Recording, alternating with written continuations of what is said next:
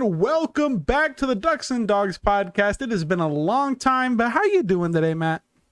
I'm doing great.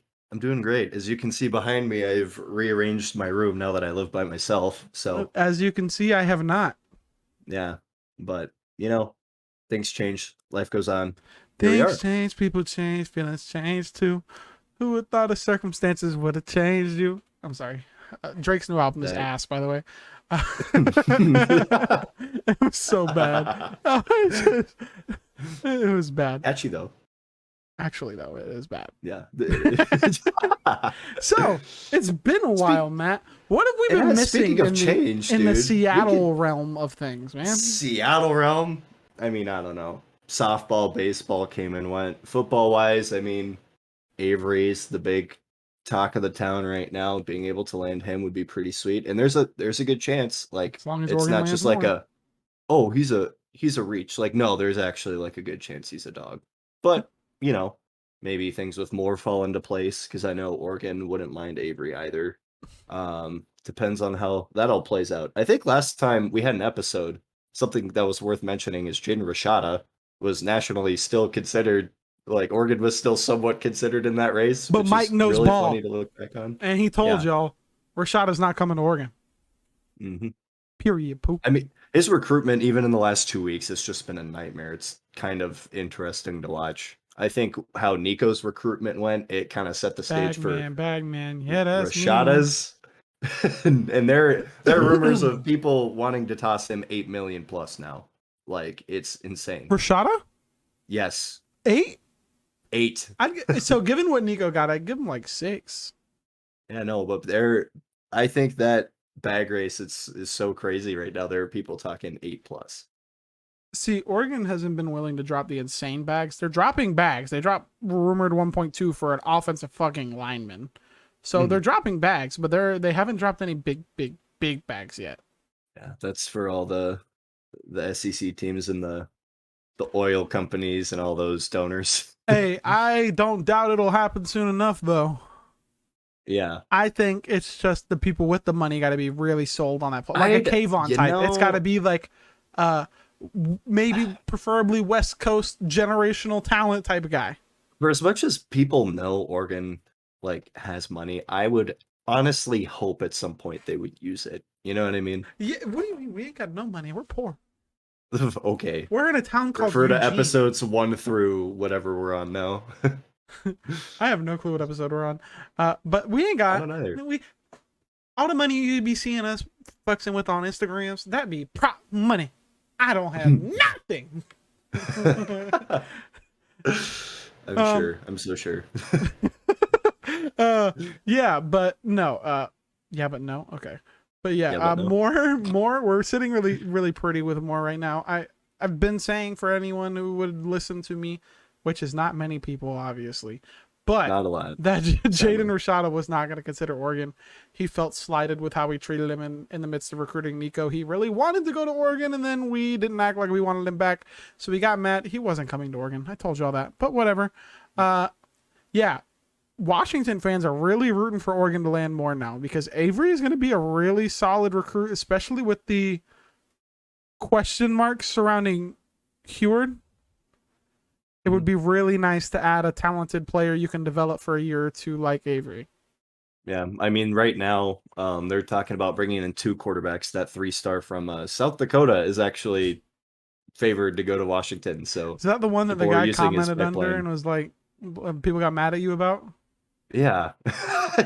Guys, I'm just saying, wow, look, it's cool. DeBoer's from South Dakota. He's recruiting a South Dakota guy that's a decent quarterback. Isn't this cool?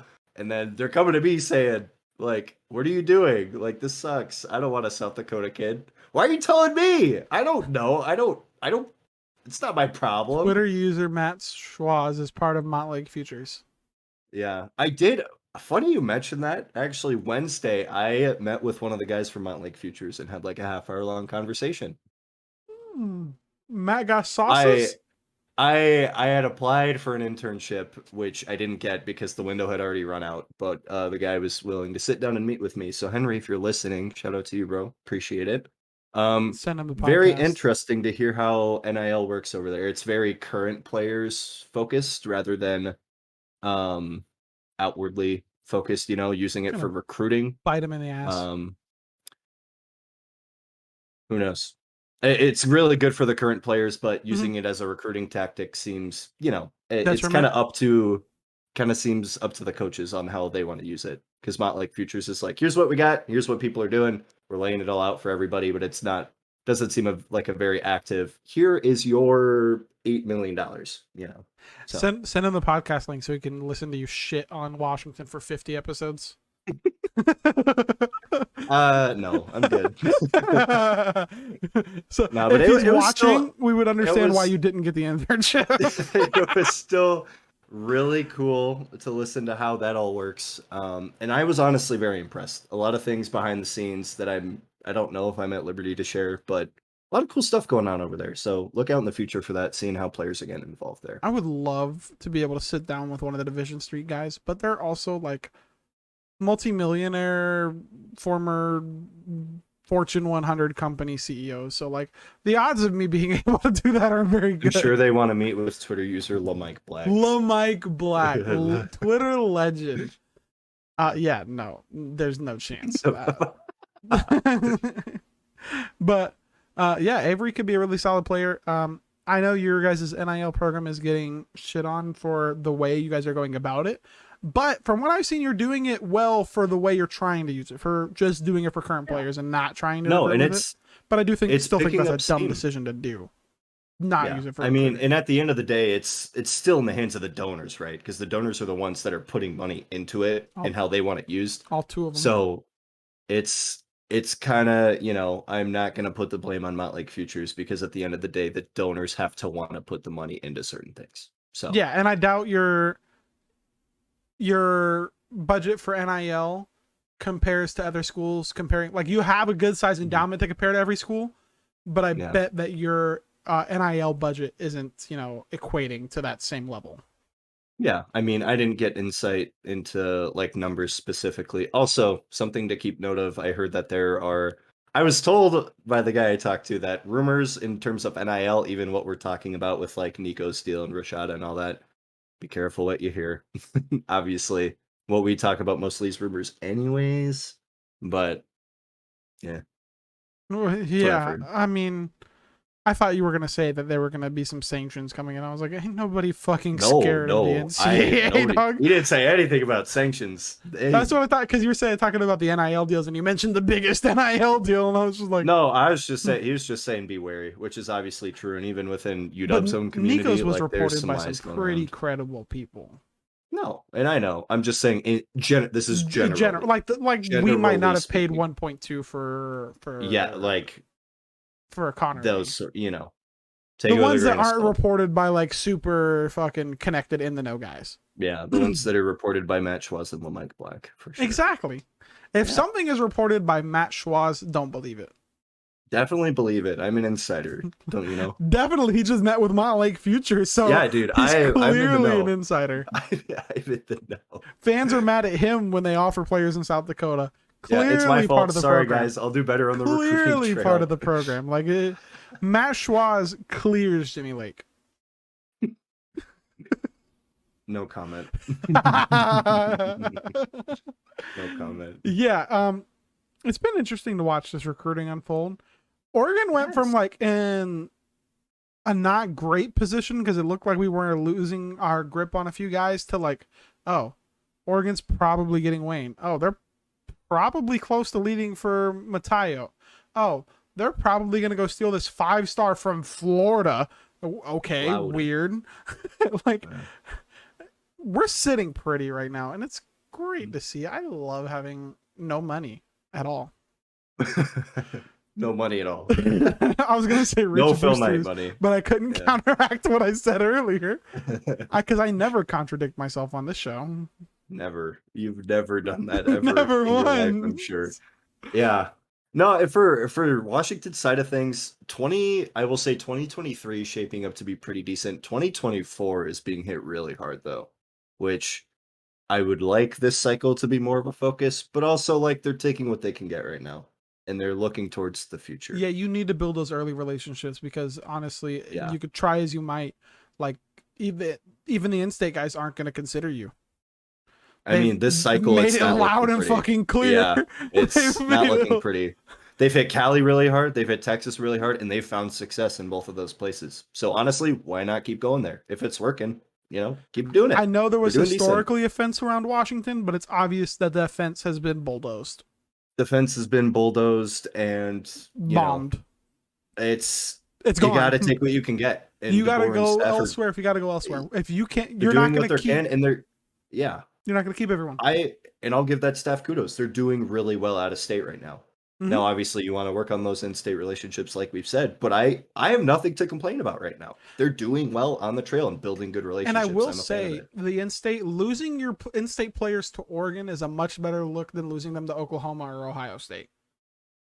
Oregon is not thousands of miles away coming to your state and pulling kids from you.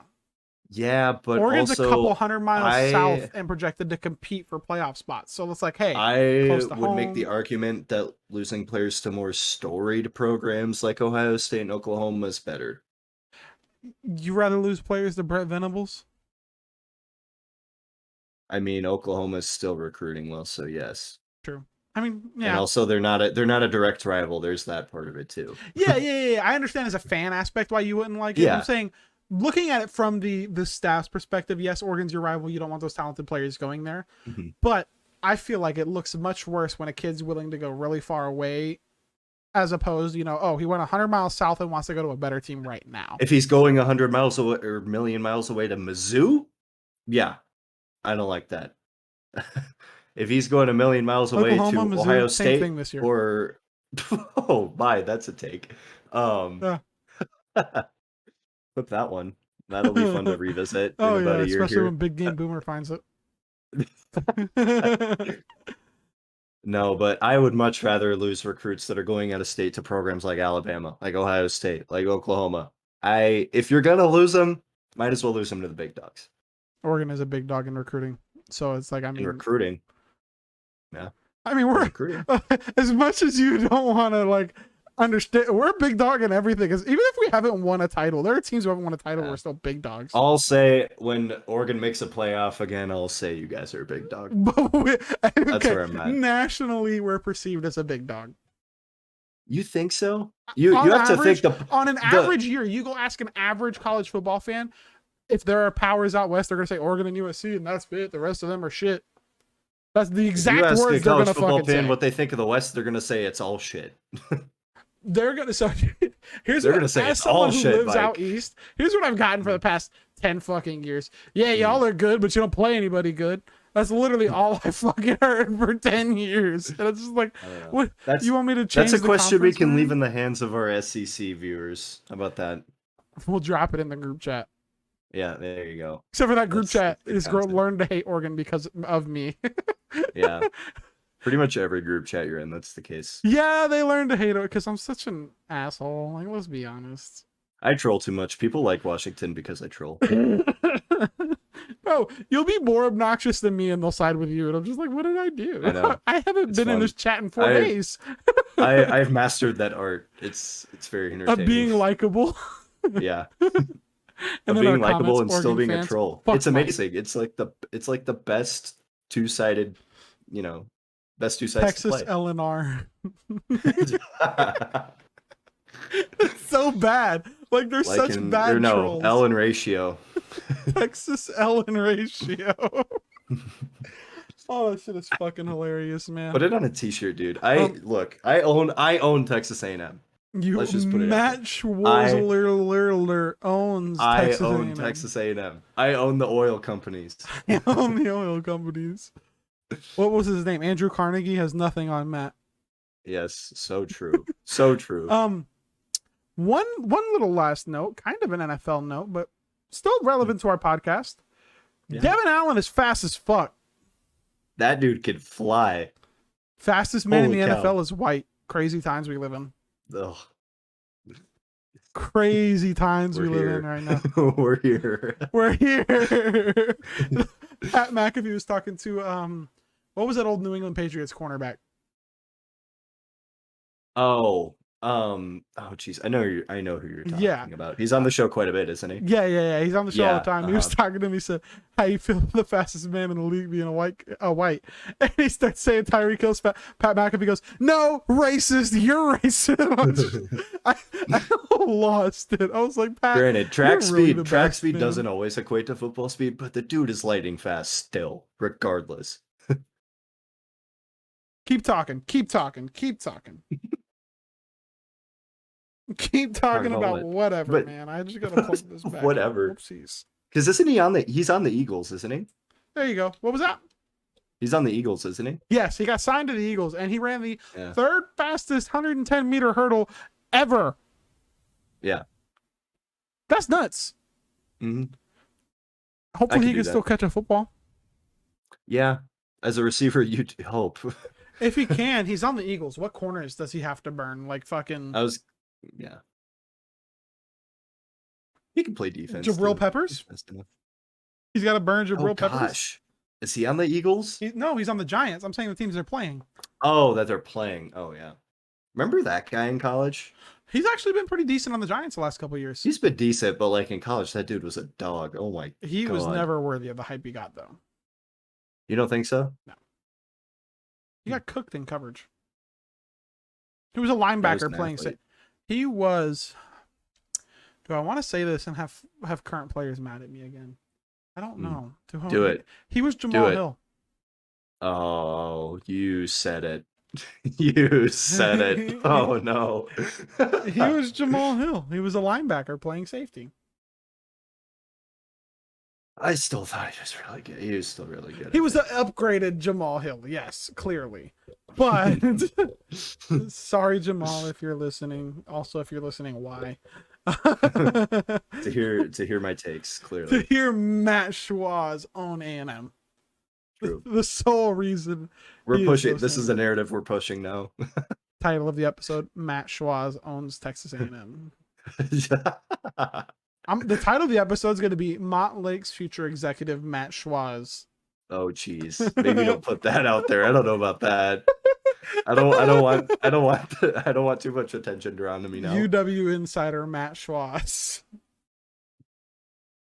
Let's be real. How many insiders does Washington have? And you're probably better than all of them. Well, Eklund, Martin, Vorel.